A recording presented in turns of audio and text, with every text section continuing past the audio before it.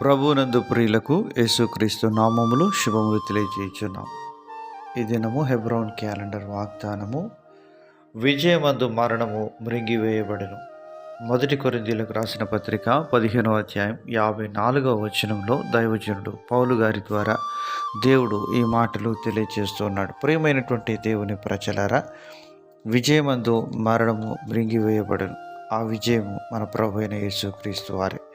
యేసుక్రీస్తు ప్రభు ద్వారా మానవాళికి గొప్ప విడుదలను, విమోచనను దేవుడు తీసుకుని రావాలని ఆదిలోనే గొప్ప ప్రణాళికను దేవుడు ఉద్దేశించి పాపి అయినటువంటి మానవుడి కొరకు ఎంతో క్రూరమైనటువంటి విధానంలో లోకరక్షకుడు ప్రభు యేసుక్రీస్తు వారు ఆయన శిలువ మరణం పొందిన విధానాన్ని మనం చూడగలుగుతాం. ప్రియమైనటువంటి దేవుని ప్రజలారా, మానవుడు దేవుణ్ణి ఎప్పుడు కూడా చంపలేడు. ఎందుకనగా దేవుని వాక్యంలో రాయబడుతూ ఉంది. అపోస్తలుల కార్యములు 3వ అధ్యాయము 14వ వచనం నుంచి, మీరు పరిశుద్ధుడును నీతిమంతుడునైన వారిని నిరాకరించి నరహంతకుడైన మనుషుని మీకు అనుగ్రహింపమని అడిగితిరి. మీరు జీవాధిపతిని చంపితిరి గాని దేవుడు ఆయనను మృతులలో నుండి లేపాను, అందుకు మేము సాక్షులమని అపోస్తలులు సాక్ష్యం ఇస్తూ వచ్చినారు.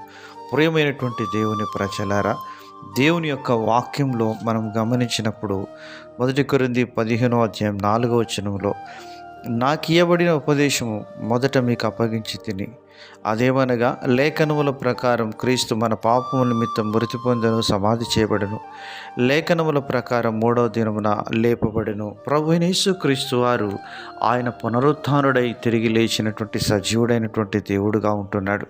ఎందుకనగా మానవాళికి ఉన్నటువంటి ఈ మరణ వేదనను తొలగించడానికి భూకెత్తించిన లోకరక్షకుడు ప్రభు యేసుక్రీస్తు వారు.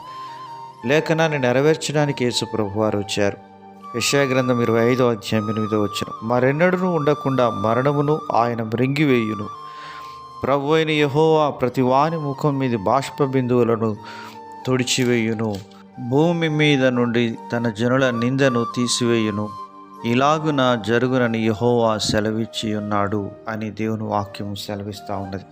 ప్రియమైనటువంటి దేవుని ప్రజలారా, ఇదిగో మృతుడనైతిని గాని యుగయుగములు నేను సజీవుడనై ఉన్నాను అని ప్రభు సెలవిస్తున్నాడు. ప్రియమైనటువంటి దేవుని ప్రజలారా, ఆయన సజీవుడైనటువంటి దేవుడు, ఆయన జీవాధిపతి.